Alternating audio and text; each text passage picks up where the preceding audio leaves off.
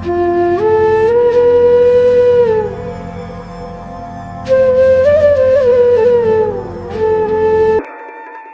છે આપ સૌને મારો મુકામ નથી અહીંયા આ વખતે આવશ્યક કાર્યને લીધે મનસુખભાઈ ને બધાને વાત કરી હતી કે હું રોજ અપડાઉન કરીશ, તો મારે તો રોજ પોરબંદર થી આવું પાછું અહીંથી જવું, તો પણ હું આજે એક્ઝેક્ટ 7:40 આપના જુનાગઢની અંદર હું પ્રવેશી ચૂક્યો હતો.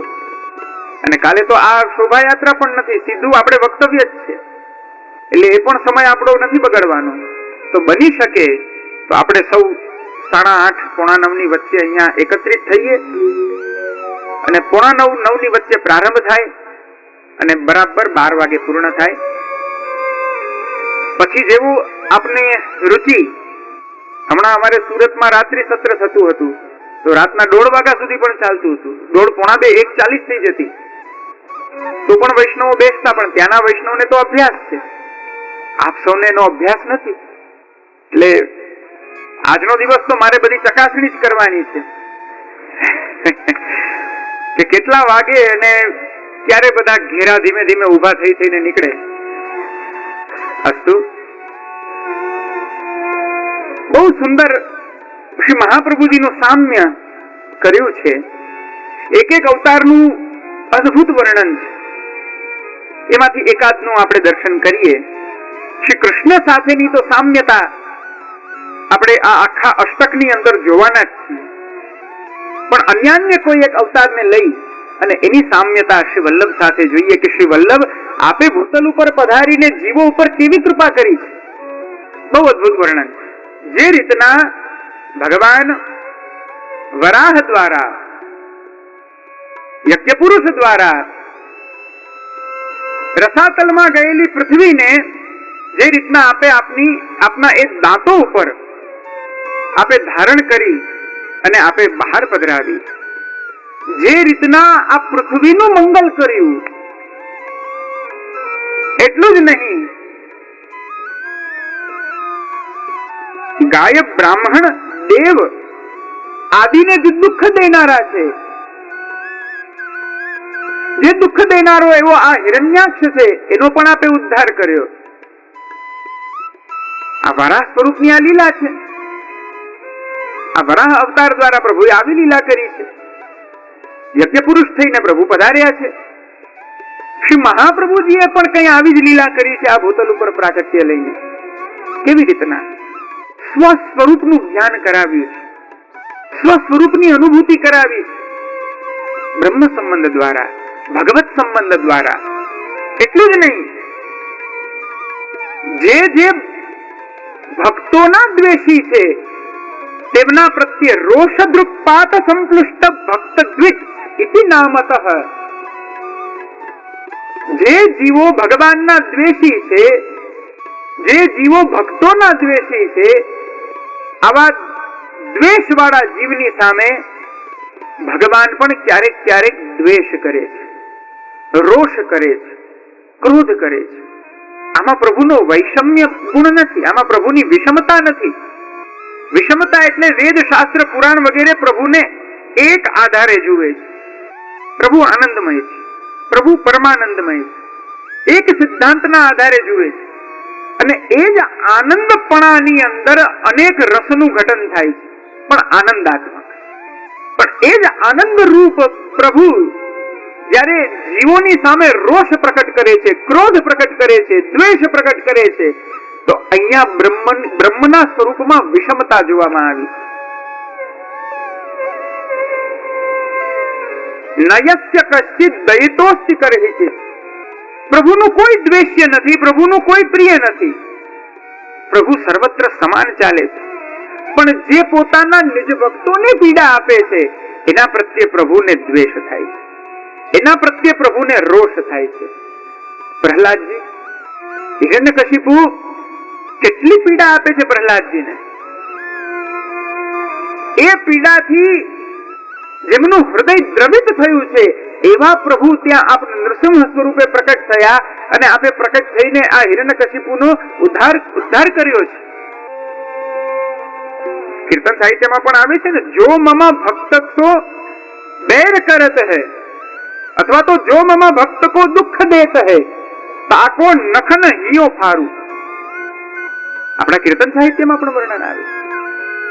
આ પ્રભુની વિષમતા, આ પ્રભુનો રોષ, આ પ્રભુનો દ્વેષ, આ વિષમતા નથી પણ પોતાના નિજ ભક્તો માટેનો અનન્ય સ્નેહનું દ્યોતક છે. ગમે તેટલો શાંત વ્યક્તિ હોય પણ પોતાના પ્રિયમાં પ્રિય પદાર્થની હાનિ જો થતી હોય, ગમે તેટલો સૌમ્ય કેમ ન હોય, એ ઉગ્ર થઈ જ જાય. એની અંદર ઉગ્રતા આવી જ જાય. આ એનો સહજ સ્વભાવ છે. અચ્છા, વસ્તુ સાથે કોઈને ચાલો કોઈ આપત્તિ ન હોય, કઈ વાંધો નહીં, એને એ કરવું હતું, કોઈ વાંધો નહીં, ભલે કરી લીધું. પદાર્થ સાથે કોઈને આપત્તિ ન હોય, પણ જે પદાર્થ અંગરૂપ થયેલા છે, જે પદાર્થ અંગીકૃત થયેલા છે, તે પદાર્થને જો હાનિ પહોંચે તો દેહને પીડા થાય, વ્યક્તિને પીડા થાય, એના માનસને પીડા થાય. ભક્તિ માર્ગમાં પ્રભુ અને મહાપ્રભુ અને શ્રીમદ પ્રભુ ચરણ આપ આપના નિજજનોને પોતાના અંગરૂપ બનાવી રહ્યા છે, પોતાના અંગરૂપ કરી રહ્યા છે. આ બધા મારા છે, આ બધા મારા સ્વકીય છે. એટલા માટે જો મંગલાચરણમાં આપણે શું કહીએ છીએ, સ્વીયાનામ તાન નિજાચાર્ય, સ્વીયપણું પોતાના. પુષ્ટિ ભક્તિ માર્ગમાં પ્રભુની પુષ્ટિ લીલા ત્યારે જ પ્રારંભ થઈ શકે છે જ્યાં પ્રભુ સ્વીયત્વનું દાન કરે છે. જ્યાં સ્વીયત્વ નથી ત્યાં પુષ્ટિત્વ પ્રકટ નથી થતું. આવા જે સ્વીયજનો છે, એ સ્વીયજનોને આ જગતની અંદર અન્ય જીવો પીડા આપી રહ્યા છે, દુઃખ આપી રહ્યા છે, તો એની સન્મુખ શ્રી વલ્લભ આપ રોષ દૃષ્ટિ કરી રહ્યા છે. આવા શ્રી વલ્લભ આપ કરુણા વરુણા લે છે. આ ક્રોધ શ્રી વલ્લભનો એ જીવનું અહિત નથી કરી રહ્યો, કદાચિત એનો ઉદ્ધાર પણ થઈ જાય. કહેવાય છે ને, ક્રોધોપી દેવસ્ય વરેણ તુલ્ય. તે જીવને પણ પ્રભુ પોતાના સ્વધામની અંદર જ લઈ જઈ રહ્યા છે. એને મારી નથી રહ્યા, ત્યાં એનો વધ નથી કરી રહ્યા, ત્યાં દ્વેષ ભાવ પ્રભુમાં નથી. હા, લીલાની અંદર એનો ઉદ્ધાર કરવો જરૂરી છે, એમાં ચક્રની આવશ્યકતા છે, એટલા માટે ચક્ર દ્વારા પ્રભુ એનો ઉદ્ધાર જરૂર કરે છે. પણ તે જીવને પણ પ્રભુ તરછોડી નથી દેતા, તેનો ઉદ્ધાર કરીને પણ પ્રભુ પોતાના નિજધામની અંદર એને સ્થાન પ્રદાન કરાવે છે, એને નિત્ય લીલામાં સ્થાન પ્રાપ્ત થાય છે. એટલા માટે કહે છે, ક્રોધોપી દેવસ્ય, દેવના દેવ પૂર્ણ પુરુષોત્તમ શ્રી કૃષ્ણચંદ્રનો જે ક્રોધ છે, એમનો જે રોષ છે, એ પણ વરેણ તુલ્ય. એ વરદાનથી કઈ ઓછો નથી, એ કૃપાથી કઈ ઓછો નથી. તે જીવ નિશ્ચિંતપણે ભગવત ધામને જ પ્રાપ્ત થાય. તો પ્રભુનો આવો ક્રોધ પણ કૃપા બની જાય છે. જેમ ભગવાને પૃથ્વીને પોતાના દાંત ઉપર લઈને બહાર કાઢી અને પૃથ્વીનો ઉદ્ધાર કર્યો, તેમ શ્રી મહાપ્રભુ એવા શ્રી વલ્લભાધીશ આ પૃથ્વી તલમાં વલ્લભાધીશ નામથી વિખ્યાત થઈ અને આપે પોતાના નિજ ભક્તોનો સદાને માટે પક્ષ રાખ્યો છે. આવા શ્રી વલ્લભનું સ્વરૂપ, આ આપણા શ્રી વલ્લભ. દૈવી જીવોના ઉદ્ધારને માટે જે સતત પ્રયત્નશીલ છે, એવા દૈવોદ્ધાર પ્રયત્નાત્મા શ્રી વલ્લભ આપ કેવા. જો આ પ્રકટ ન થયા હોત તો જીવનું કોણ જીવને ભગવત રસનો અનુભવ કરાવત? શ્રીમદ ભાગવતના ગૂઢ અર્થને કોણ જાણી શકત? આ સેવા માર્ગના અલૌકિક ફલની વ્યાખ્યા કોને સમજાત? આ તો બધું લુપ્ત થઈ જાત, નષ્ટપ્રાય થઈ જાત.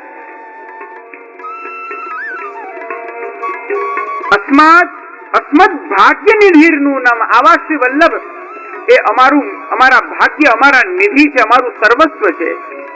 કારણ કે નિજ પક્ષૈક પોષક, પોતાના નિજજનોને નિજ સ્વમાર્ગમાં લઈ અને સ્વમાર્ગનું પોષણ આપ એ જીવના હૃદયમાં પધરાવી રહ્યા છે. સ્વમાર્ગના ગૂઢ સિદ્ધાંતોને તે જીવના હૃદયમાં આપ પ્રસ્થાપિત કરી રહ્યા છે.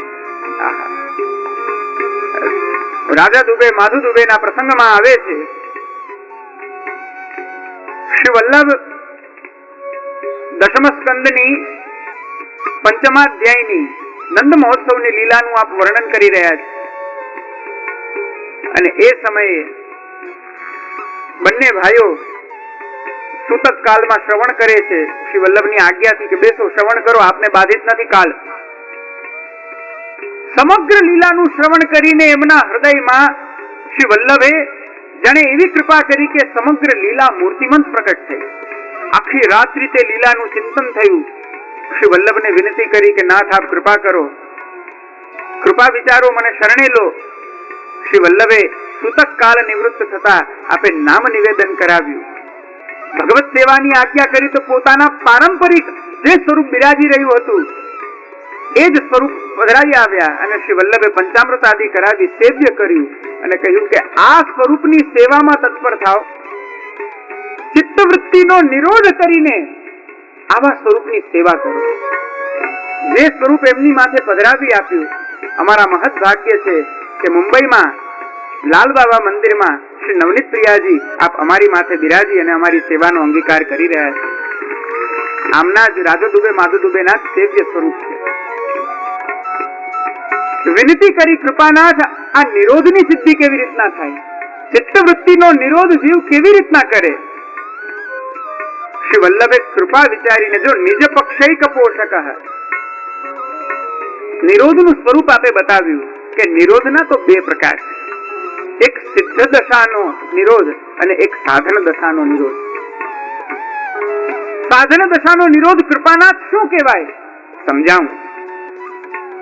જે સમયે જીવને સાધન કરવું પડે છે સંસારમાંથી પોતાના ચિત્તને કાઢી અને પ્રભુમાં લગાવવાને માટે, આ સાધન દશાનો નિરોધ. સંસાર સાગરમાં તપ્ત થતો થતો જીવ સદાને માટે તાપ કરે, હું ક્યારે ભગવત સેવા કરું, હું ક્યારે પ્રભુને સન્મુખ થાઉં. આ સાધન દશાનો નિરોધ. સંસારમાં જતા ચિત્તને ખેંચી, એ ચિત્તને બલાત ત્યાંથી ખેંચી અને પ્રભુમાં લગાડવામાં આવે તે માટે બલાત શ્રવણ કીર્તન સ્મરણ આદિ જીવ સાધન કરે. આ સાધન રૂપ નિરોધ છે. નિરોધની સાધનાવસ્થા છે અને સિદ્ધ અવસ્થા એટલે ફલાવસ્થા એ છે કે જીવ જ્યાં જાય, જે પરિસ્થિતિમાં જાય, જ્યાં ક્યાંય પણ એની સ્થિતિ હોય એનું અંતઃકરણ સદાને માટે પ્રભુના યુગલ ચરણારવિંદમાં રહે. ભલે તે લૌકિકમાં રહે, ભલે તે વૈદિકમાં રહે, એની જ્યાં ક્યાંય પણ સ્થિતિ હોય પણ એનું અંતઃકરણ એ પ્રભુથી લેશ માત્ર પણ વિમુખ ન થયું હોય. આવા માર્ગના ગૂઢ સિદ્ધાંતને જે શ્રી વલ્લભ આવા નિજજનોને આપ બતાવી રહ્યા છે. નિજ પક્ષૈક પોષક અપાર કરુણા સિંધુ. શ્રી વલ્લભ આપ અપાર કરુણા સિંધુ. નારાયણદાસ નગર ઠઠ્ઠાવાળા એમના સેવ્ય શ્રી મદન મોહનલાલજી અમારી માથે બિરાજી રહ્યા છે. જ્યારે પિતા એમને લઈને આવે છે પાલખીમાં, ત્યાં આખા શરીરમાં ફોડા થયા છે, આપ કઈ કૃપા કરો. દ્રવ્ય મૂકે છે સામે. શ્રી વલ્લભ કહે છે શું અમે દ્રવ્ય માટે આવ્યા છીએ? આ લઈ જાવ દ્રવ્ય તમારું. તમે દૈવી જીવ નથી પણ આ તમારા પુત્ર આ દૈવી જીવ છે અને આ દૈવી જીવના ઉદ્ધારને માટે જ હું અહીંયા આવ્યો છું. ક્યાં છે? બહાર છે. ચાલો ત્યાં આપ પધાર્યા. પાલખી નીચે મુકાવી, પાલખીની ભીતર આપ પધારીને બિરાજ્યા અને બંને ચરણારવિંદ એ નારાયણદાસના હૃદયમાં આપે સ્થાપ્યા, એ હૃદયમાં પધરાવ્યા. એ ચરણારવિંદનો સ્પર્શ થવા માત્રથી ભક્તિ માર્ગના પરમ ફલની એમને પ્રાપ્તિ થાય છે. અંતઃકરણમાં અલૌકિક ભક્તિ પ્રકટ થાય છે. ઘરે જઈને જુએ છે તો શરીરમાં જે કઈ પણ રોગ હતો એ કઈ જ નથી. અપાર કરુણા સિંધુ. શ્રી વલ્લભ આપ અપાર કરુણા સિંધુ. દૈવોત્સ્મૃતિ પરાયણ. આવા શ્રી વલ્લભ જો પ્રકટ ન થયા હોત તો આપણા જેવા જીવનું શું થાત?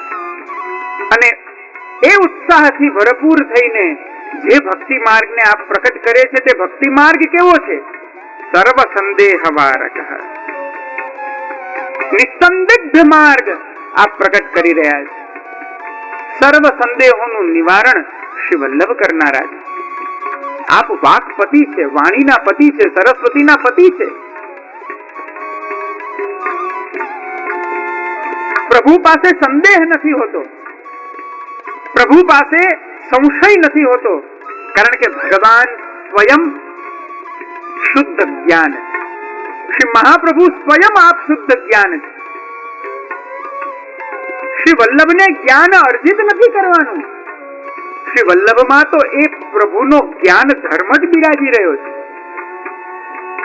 અચ્છા, શ્રી વલ્લભ કોઈ ધર્મ સ્વરૂપ પણ નથી. શ્રી વલ્લભ સાક્ષાત ધર્મી સ્વરૂપ છે. તો ધર્મીને સાધન કરવું પડે, આ તો આશ્ચર્ય કહેવાય.